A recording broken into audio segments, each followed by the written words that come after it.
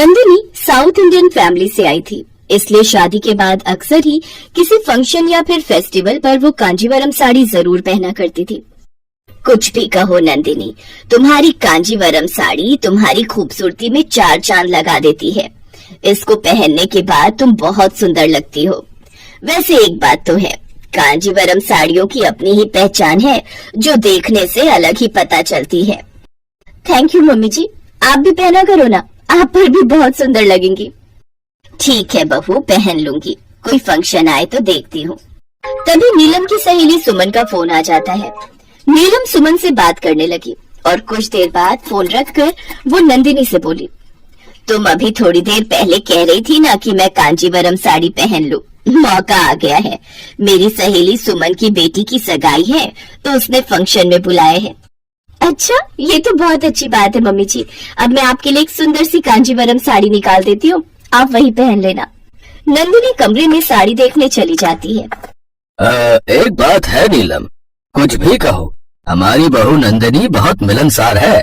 तुम्हारा और नंदिनी का इतना मेलजोल देखकर मुझे बहुत खुशी होती है। नंदिनी बहुत अच्छे स्वभाव की है जी।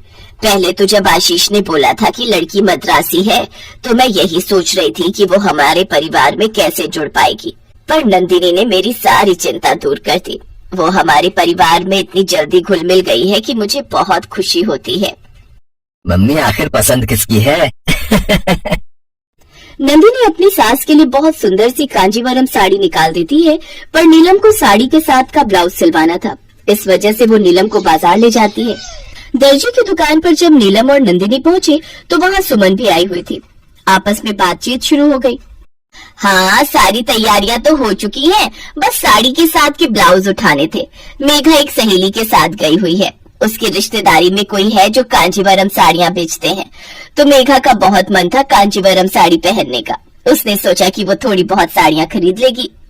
पर आंटी जी, असली कांजीवरम साड़ी की पहचान होना बहुत जरूरी है, क्योंकि आजकल बाजार में कांजीवरम साड़ियों की कई नकली कॉपी आने लगी हैं और जिन्हें इस बात की नॉलेज नहीं होती तो उन्हें दुकानदार महंगे दामों में साड़ियां बेच देते हैं जो कि असली नहीं होती है। अब ये नहीं पता कि मेघा असली कांजीवरम खरीद रही है या नकली। ऐसा भी होता है बहू, हमें तो ये बात पता ही नहीं थी, नहीं तो हम तुमसे ही बात कर लेते। कहीं ऐसा ना हो कि मेघा साड़ियां खरीद ले फिर वो वापस भी नहीं लेंगे। एक काम कर, अभी मेघा कहाँ है, एड्रेस पूछ ले, हम दोनों साथ चलते हैं। नंदिनी को तो पहचान है असली कांजीवरम साड़ी की, ये तो देखते ही पहचान लेगी। हाँ, मैं मेघा को फोन करती हूँ और उसको बोल दूंगी कि अभी साड़ी ना खरीदे, वहीं रुके। कुछ देर बाद सुमन नीलम और नंदिनी के साथ उस एड्रेस पर पहुंचती है जहां मेघा गई हुई थी। नंदिनी साड़ियां देखते से ही पहचान जाती है कि ये कांजीवरम साड़ियां नकली हैं। भैया जी, क्यों किसी को फालतू का लूट रहे हैं? ये कांजीवरम साड़ियां नकली हैं। असली कांजीवरम साड़ियां ऐसी नहीं होती जैसी आप मेघा को बेच रहे हैं, और आप असली कांजीवरम साड़ी के दामों पर बेच रहे हैं, ये तो बहुत गलत बात है। पर नंदिनी भाभी, रितु तो मुझे कह रही थी कि ये अंकल जी असली कांजीवरम साड़ियां बेचते हैं। रितु, तूने मुझसे झूठ बोला था? नहीं, मुझे भी इस बारे में कुछ नहीं पता था।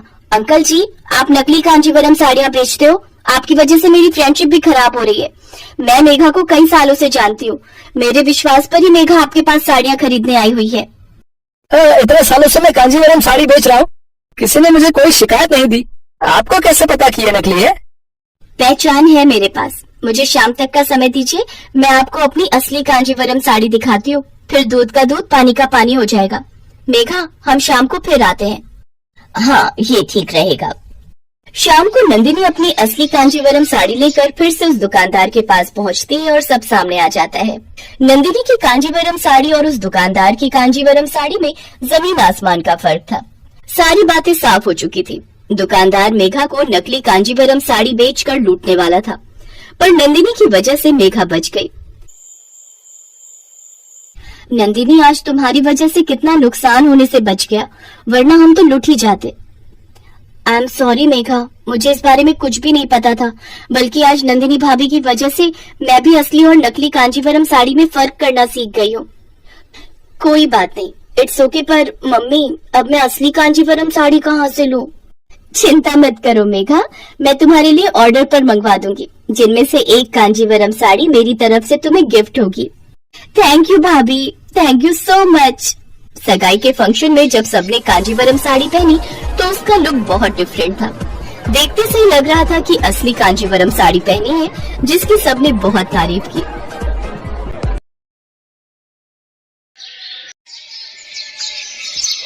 आठ साल का मासूम मनीष आंखों में आंसू लिए अपनी छोटी बहन को गोद में थामे खड़ा रो रहा था। तभी खांसते हुए उसकी माँ ने उससे कहा, मनीष बेटा, मेरा जाने का वक्त आ गया है और मेरे जाने के बाद अब तुझे ही अपनी दोनों बहनों का कन्यादान करना होगा। वादा कर बेटा। मैं वादा करता हूँ माँ, मैं अपनी दोनों बहनों का अच्छे से ध्यान रखूंगा और अच्छे से उनकी शादी करवाऊंगा। तभी मनीष की बीमार माँ जोर जोर से सांस लेने और खांसने लगती है। माँ तुम चिंता मत करो, मैं अभी डॉक्टर को बुला कर लाता हूँ। बाहर तेज बारिश हो रही थी। मनीष बारिश में ही डॉक्टर के क्लिनिक पर निकल पड़ता है, लेकिन क्लिनिक बंद होता है। फिर जब वो घर लौट कर आता है तब तक उसकी माँ अपनी बीमारी और गरीबी से लड़ते हुए सदा सदा के लिए आंखें बंद कर चुकी होती है। हे भगवान, ये तूने क्या किया? पहले तूने हमारे सर से बाप का साया छीन लिया और अब माँ को भी मुझसे और मेरी बहनों से छीन लिया। रजनी के मरने के बाद उसके घर में मुखिया आता है। राम राम राम राम, न जाने किन गरीबों को मैंने अपना घर किराए पर दे दिया। एक तो ये गरीब, ऊपर से मनहूस। पहले ये बच्चे अपने बाप को खा गए और अब अपनी माँ को भी मार डाला। अरे ओ जग्गा, हरिया, बाहर उठाकर फेंको इन सबको। बाहर तेज बारिश हो रही होती है। मुखिया के गुंडे उन बच्चों के साथ ही रजनी की लाश को उठाकर बाहर फेंक देते हैं। बाहर पूरी भीड़ तमाशा देख रही होती है, लेकिन कोई भी उनकी मरी हुई माँ को कंधा नहीं देता और सब वहाँ से चले जाते हैं। बेचारा मनीष सबसे गिड़गिड़ाता रहता है, कोई मदद करो हमारी, कोई हमारी माँ की लाश को कंधा दे दो। सभी मुंह फेर कर वहाँ से चले जाते हैं। फिर मनीष की बड़ी बहन जो कि 5 साल की होती है उससे कहती है, चलो भैया, कोई हमारी मदद नहीं करेगा, हम ही माँ की लाश को अग्नि देते हैं। फिर मनीष ने अपनी माँ की लाश को थैले में रखकर शमशान ले जाकर उसकी चिता को आग लगा देता है। उस चिता को देखकर मनीष को समझ में आ गया कि ये दुनिया मतलब की है और यहाँ हर किसी को अपनी मदद खुद ही करनी पड़ती है। घर से बेघर होने के बाद वो गरीब भाई अपनी दोनों बहनों के साथ यहाँ वहाँ भटकता रहा। फिर उसे एक सेठ दिखाई दिया। चलो रे, जल्दी जल्दी सामान ट्रक में लोड करो। सेठ जी, भगवान के लिए मुझे कोई काम दे दीजिए, मुझे अपनी दोनों बहनों को खाना खिलाना है। पिछले 3 दिन से इन्होंने कुछ भी नहीं खाया है। ठीक है, जा फिर जल्दी से वो बोरियां उठाकर इस ट्रक पर रख, चल। कम उम्र का होकर भी मनीष बड़े आदमी जैसे भारी बोरियां सर पर उठाकर रखता है। उस दिन उसकी पहली कमाई उसे 100 रुपए मजदूरी के तौर पर मिलते हैं। उन पैसों से वो अपनी छोटी बहन के लिए दूध और बड़ी बहन के लिए बर्गर खरीदता है, मगर खुद पानी पीकर ही गुजारा कर लेता है। अब वो हर रोज सेठ के लिए काम करता और पैसे कमाता। ऐसे ही समय बीता और अब वो सब बड़े हो गए। जहाँ बड़ी बहन सलोनी सांवले रंग की थी, वही छोटी बहन रुचि दिखने में बेहद सुंदर और गोरी थी, इसलिए उसे खुद पर बड़ा ही घमंड था। सलोनी, रुचि, कहाँ हो तुम दोनों? देखो मैं तुम्हारे लिए क्या लाया हूँ। लाओ भैया, दिखाओ क्या लाए हो आप मेरे लिए।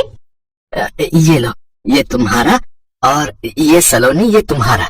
रुचि गिफ्ट खोलती है। छी भैया, ये गिफ्ट लाए हैं आप मेरे लिए। इस सूट को देखकर तो ऐसा लग रहा है जैसे आप इसे किसी मंगल बाजार से उठा कर लाए हैं। बिल्कुल बहन जी टाइप सूट है। आप रहने दो, आपकी चॉइस घटिया है। आप ना मुझे 15,000 दे दो। कल मेरी फ्रेंड्स शॉपिंग के लिए मॉल जाएंगी तो मैं उनके साथ ही जाकर कुछ ले लूंगी। अपनी छोटी बहन की खुशी के लिए मनीष अपनी सारी कमाई उसके हाथ में रख देता है, मगर सलोनी अपने भाई की बात को समझती है। ऐसे ही कुछ दिन बीत जाते हैं। एक रोज रुचि अपने भाई से कहती है, भैया मुझे आपको कुछ बताना है। हाँ बोल ना मेरी प्यारी बहन, बोल। भैया मैं एक लड़के को पसंद करती हूँ, रौनक नाम है उसका, और वो एक अमीर घर से है। मैं उनके साथ खुश रहूंगी क्योंकि वो हमारी तरह गरीब नहीं है। रुचि का ऐसा कहना उसके भाई के लिए एक थप्पड़ सा था, लेकिन वो चुप रह जाता है और कहता है, रुचि, सलोनी तुमसे बड़ी बहन है। एक बार उसका रिश्ता पक्का हो जाए फिर मैं तुम दोनों की शादी करवा दूंगा। मनीष सलोनी के लिए रिश्ते देखने लगता है, लेकिन उसके सांवले रंग के कारण कोई भी उसे पसंद नहीं करता। भैया इसके काले रंग के कारण इसे रिश्ते नहीं मिलते तो मैं क्या करूं? भला मैं क्यों कवारी रहूं इसके पीछे? अपनी बहन के बारे में ये कैसी बातें कर रही हो तुम? वो ठीक ही तो कह रही है भैया। तभी पंडित उनके घर आते हैं और मनीष से कहते हैं कि जो 2 दिन पहले गरीब रिश्ता तुम्हारी बहन सलोनी के लिए आया था, उन्होंने सलोनी को पसंद कर लिया है। ये सुनकर मनीष बहुत खुश होता है। अब वो अपनी दोनों बहनों की शादी की तैयारी शुरू कर देता है। फिर एक रोज रुचि के ससुराल वाले उसके लिए बहुत ही महंगा शादी का जोड़ा और गहने लेकर आते हैं। रुचि, ये शादी का जोड़ा और ये डायमंड सेट माँ ने तुम्हारे लिए पसंद किया है। इसे शादी वाले दिन जरूर पहनना, ओके? क्योंकि मेरी होने वाली दुल्हन लाखों में एक है। कुछ देर बाद वो वहाँ से चले जाते हैं। फिर रुचि खुद पर इतराते हुए कहती है, देखा मनीष भैया, कितना महंगा तोहफा भेजा है मेरे ससुराल वालों ने। अगर उनकी जगह आपको शादी का जोड़ा देना होता तो आप तो मेरे लिए वही मंगल बाजार की कोई घटिया सी साड़ी उठाकर ले आते और उसी में मेरा कन्यादान भी कर देते।